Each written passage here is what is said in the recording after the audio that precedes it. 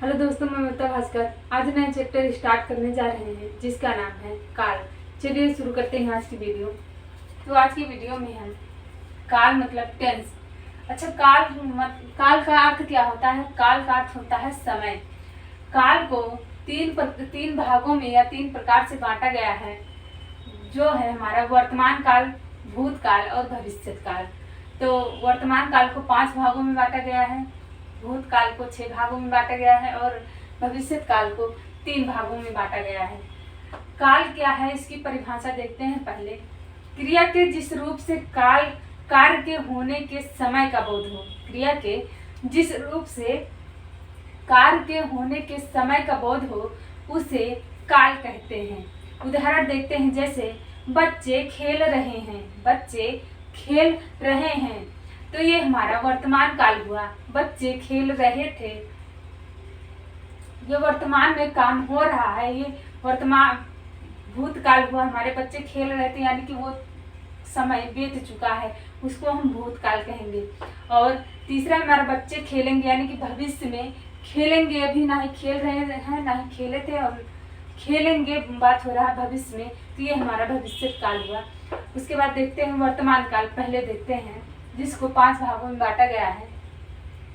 तो इसमें पहला हमारा सामान्य वर्तमान काल, दूसरा है अपूर्ण तात्कालिक वर्तमान काल, तीसरा है पूर्ण वर्तमान काल और चौथा है हमारा संदिग्ध वर्तमान काल, पांचवा है संभाव्य वर्तमान काल। तो इसमें परिभाषा देखते हैं वर्तमान काल की। क्रिया के जिस रूप से कार्य का वर्तमान समय में होने का बोध होता है। क्रिया के जिस रूप से कार्य का वर्तमान समय में होने का बोध होता है उसे हम वर्तमान काल कहते हैं। जैसे उदाहरण देखते हैं, आनंद सो रहा है। आनंद सो रहा है। और दूसरा है हमारा मैं पढ़ा रहा हूँ। इसमें पहला है हमारा जो सामान्य वर्तमान काल है। तो पहला देखते हैं सामान्य वर्तमान काल कि क्या है। कार्य का वर्तमान समय में होना पाया जाए, कार्य का वर्तमान समय में होना पाया जाए उसे हम सामान्य वर्तमान काल कहते हैं। उदाहरण देखते हैं, जैसे बच्चे खिलौनों से खेलते हैं। बच्चे खिलौनों से खेलते हैं। और दूसरा है हमारा वह पुस्तक पढ़ता है। और दूसरा देखते हैं अपूर्ण तात्कालिक वर्तमान काल। क्रिया के जिस रूप से यह बोध होता है कि कार्य अभी चल रहा है, समाप्त नहीं हुआ है, उसे अपूर्ण तात्कालिक वर्तमान काल कहते हैं। उदाहरण देखते हैं, जैसे यह पढ़ रहा है। यह पढ़ रहा है। बच्चा सो रहा है। दूसरा है बच्चा सो रहा है। अब तीसरा देखते हैं पूर्ण वर्तमान काल। पूर्ण वर्तमान काल देखते हैं। कार्य का अभी पूर्ण रूप से होने का बोध हो। कार्य का अभी पूर्ण रूप से होने का बोध हो उसे पूर्ण वर्तमान काल कहते हैं। उदाहरण देखते हैं, जैसे मैंने भोजन कर लिया। मैंने भोजन कर लिया। और दूसरा है हमारा वह पढ़ चुका है। वह पढ़ चुका है। चौथा है हमारा संदिग्ध वर्तमान काल। संदिग्ध वर्तमान काल देखते हैं। वर्तमान में कार्य के होने का संदेह हो। वर्तमान में कार्य के होने का संदेह हो तो उसे हम संदिग्ध वर्तमान काल कहते हैं।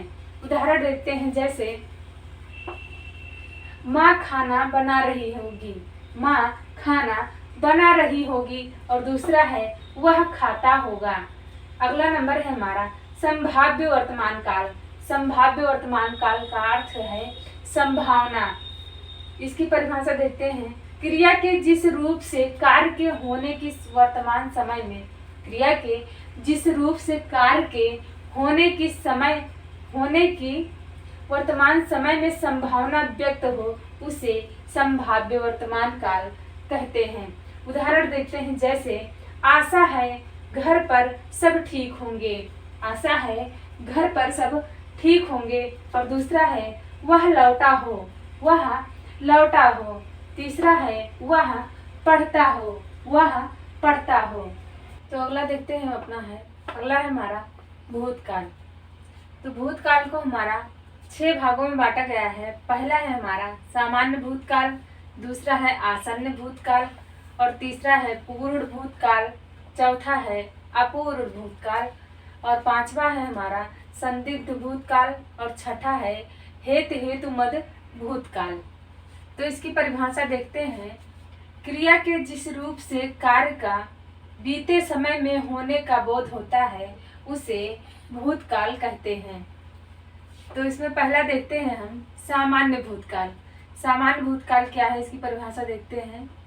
बीते हुए समय में कार्य के होने का बोध होता है, बीते हुए समय में कार्य के होने का बोध होता है उसे सामान्य भूतकाल कहते हैं। जैसे उदाहरण देखते हैं। पहला है उसने कार्य कर लिया, उसने कार्य कर लिया।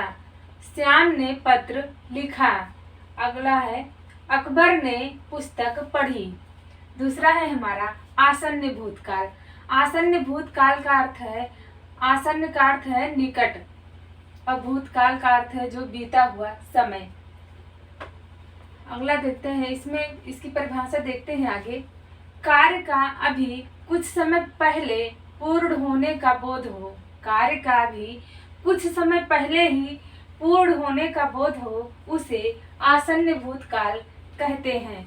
जैसे उदाहरण देखते हैं। मैं अभी सोकर उठा हूँ, मैं अभी सोकर उठा हूँ। अगला है मैंने आम खाया है, मैंने आम खाया है। तो तीसरा वाला देखते हैं अब पूर्ण भूतकाल। पूर्ण भूतकाल की परिभाषा देखते हैं। जिससे यह पता चले कि कार्य निश्चित समय से पहले ही पूर्ण हुआ हो उसे हम पूर्ण भूतकाल कहते हैं। उदाहरण देखते हैं। जैसे अंग्रेजों ने भारत पर राज किया था, अंग्रेजों ने भारत पर राज किया था। वरुण ने कहानी लिखी थी। अगला है हम पढ़ चुके थे। चौथा वाला है हमारा अपूर्ण भूतकाल। अपूर्ण भूतकाल की परिभाषा देखते हैं क्या है। बीते हुए समय में कार्य का जारी रहने का बोध हो, बीते हुए समय में कार्य का जारी रहने का बोध हो उसे अपूर्ण भूतकाल कहते हैं। उदाहरण देखते हैं इसका। बच्चा आ रहा था, बच्चा आ रहा था, सीता जा रही थी। अगला नंबर देखते हैं संदिग्ध भूतकाल। संदिग्ध भूतकाल की परिभाषा देखते हैं। कार्य करने में अनिश्चितता या संदेह प्रकट हो उसे संदिग्ध भूतकाल कहते हैं। उदाहरण देखते हैं। वह पास हो चुका होगा, वह पास हो चुका होगा। अगला है देखते हैं हेतु मद भूतकाल। इसकी परिभाषा देखते हैं। क्रिया के जिस रूप से यह बोध हो, क्रिया के जिस रूप से यह बोध हो क्रिया भूतकाल में होती थी, भूतकाल में होनी थी परंतु कोई कारण ना हो, भूतकाल में होनी थी परंतु कोई कारण ना हो उसे हम हेतु मद भूतकाल कहते हैं। उदाहरण देखते हैं। यदि वर्षा होती तो फसल भी अच्छी होती, यदि वर्षा होती तो फसल भी अच्छी होती। अगला है भविष्यत काल। भविष्यत काल को देखते हैं। इसको दोस्तों 3 भागों में बांटा गया है। पहला है हमारा सामान्य भविष्यत काल, दूसरा है हमारा संभाव्य भविष्यत काल और तीसरा है हमारा हेतु मद भविष्यत काल।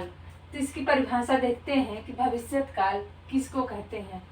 कार्य का आने वाले समय में होने का बोध होता है, कार्य का आने वाले समय में होने का बोध होता है उसे हम भविष्यत काल कहते हैं। पहला देखते हैं इसमें सामान्य भविष्यत काल। इसकी परिभाषा देखते हैं। क्रिया के जिस रूप से उसके भविष्य में होने का बोध हो, क्रिया के जिस रूप से उसके समय में होने का बोध हो उसे सामान्य भविष्यत काल कहते हैं। उदाहरण देखते हैं। जैसे बच्चे कैरम बोर्ड खेलेंगे। दूसरा है रवि अखबार बेचेगा। दूसरा वाला देखते हैं संभाव्य भविष्यत काल।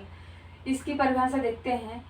क्रिया के जिस रूप से भविष्य में संभावना होने का बोध हो, क्रिया के जिस रूप से भविष्य में संभावना होने का बोध हो उसे संभाव्य भविष्यकाल कहते हैं। उदाहरण देखते हैं, जैसे शायद आज वर्षा हो। दूसरा है परीक्षा में शायद मुझे अच्छे अंक प्राप्त हों। परीक्षा में शायद मुझे अच्छे अंक प्राप्त हों। अगला है इसमें हेत हेतु मद भविष्यत काल। इसकी परिभाषा क्या है देखते हैं। क्रिया के जिस रूप से एक क्रिया का होना दूसरी क्रिया पर निर्भर करता है। क्रिया के जिस रूप से एक क्रिया का होना दूसरी क्रिया पर निर्भर करता है, हेत हेतु मद भविष्यत काल होता है। उदाहरण देखते हैं, वह आए तो मैं जाऊं। वह आए तो मैं जाऊं। दूसरा है इसमें उदाहरण, छात्रवृत्ति मिले तो राम पढ़े। छात्रवृत्ति मिले तो राम पढ़े। अब देखते हैं आगे दोस्तों काल के प्रश्न। पहला प्रश्न है हमारा, क्रिया के जिस रूप से कार्य करने या होने के समय का ज्ञान होता है उसे क्या कहते हैं। ऑप्शन ए है क्रिया कहते हैं, बी संज्ञा कहते हैं, सी काल कहते हैं या फिर डी सर्वनाम कहते हैं। तो दोस्तों इसको हम काल कहते हैं। दूसरा है हमारा प्रश्न, हम सर्कस देखने जाएंगे। वाक्य में काल है। हम सर्कस देखने जाएंगे वाक्य में काल है। ऑप्शन ए देखते हैं, वर्तमान काल है, बी भविष्यत काल है, सी भूतकाल है या फिर डी कोई नहीं। तो इसमें दोस्तों हमारा भविष्यत काल है। देखते हैं अपना क्वेश्चन, निम्नलिखित में किस वाक्य में भूतकाल है। निम्नलिखित में किस वाक्य में भूतकाल है। ऑप्शन ए देखते हैं, पिताजी समाचार सुन रहे हैं, बी है बच्चे कैरम बोर्ड खेलेंगे, सी है वह घर जा रहा है और डी है राम ने रावण का वध किया था। तो डी वाला ऑप्शन हमारा दोस्तों सही है। अगला क्वेश्चन देखते हैं, निम्न में वर्तमान काल का उदाहरण है। निम्न में वर्तमान काल का उदाहरण है। ऑप्शन ए है वह जाता है, बी वह पुस्तक पढ़ेगा, सी वह खेल रहा था, डी उसने पढ़ा था। तो ऑप्शन हमारा ए सही है दोस्तों, वह जाता है। अगला क्वेश्चन देखते हैं, लड़के ने पुस्तक पढ़ी। लड़के ने पुस्तक पढ़ी इस वाक्य में पहचान करें। ऑप्शन ए संदिग्ध वर्तमान काल, बी पूर्ण वर्तमान काल, सी सामान्य वर्तमान काल या फिर डी इनमें से कोई नहीं। तो हमारा बी वाला ऑप्शन सही है दोस्तों। अगला क्वेश्चन देखते हैं, भूतकाल के कितने भेद होते हैं। तो भूतकाल के हमारे ऑप्शन ए देखते हैं 5, बी है 4 और सी है 6, डी है 3। तो भूतकाल के हमारे 6 भेद होते हैं दोस्तों। ऑप्शन हमारा सी सही है। अगला क्वेश्चन देखते हैं, वह आया हो। वह आया हो वाक्य की पहचान करें। ऑप्शन ए संदिग्ध वर्तमान काल, बी पूर्ण वर्तमान काल, सी संभाव्य वर्तमान काल या फिर डी तात्कालिक वर्तमान काल। तो ऑप्शन हमारा ए सही है दोस्तों, संदिग्ध वर्तमान काल। अगला क्वेश्चन देखते हैं, वर्तमान काल के कितने भेद होते हैं। वर्तमान काल के कितने भेद होते हैं। ऑप्शन ए 5, बी है 6, सी है 4 और डी है 3। तो हमारा ए वाला ऑप्शन सही है दोस्तों, 5 भेद होते हैं। अगला क्वेश्चन देखते हैं, राजेश आए तो राम जाए। राजेश आए तो राम जाए इस वाक्य की पहचान करें। ऑप्शन ए है संभाव्य भविष्यत, बी है सामान्य भविष्यकाल, यहाँ पर है संभाव्य भविष्यकाल या फिर बी सामान्य भविष्यकाल, सी है हेतु मद भविष्यकाल या फिर डी इनमें से कोई नहीं। तो इसमें दोस्तों हमारा सी वाला ऑप्शन सही है। अगला क्वेश्चन देखते हैं, श्याम गेंद खेल रहा है। श्याम गेंद खेल रहा है वाक्य में काल है। ऑप्शन ए देखते हैं अपूर्ण वर्तमान काल है, बी संदिग्ध वर्तमान काल है या फिर सी पूर्ण वर्तमान काल है। तो दोस्तों इसमें हमारा ए वाला ऑप्शन सही है, अपूर्ण वर्तमान काल है। तो दोस्तों आज की वीडियो हमारी यहीं पर समाप्त हुई। आप लोग का बहुत बहुत धन्यवाद।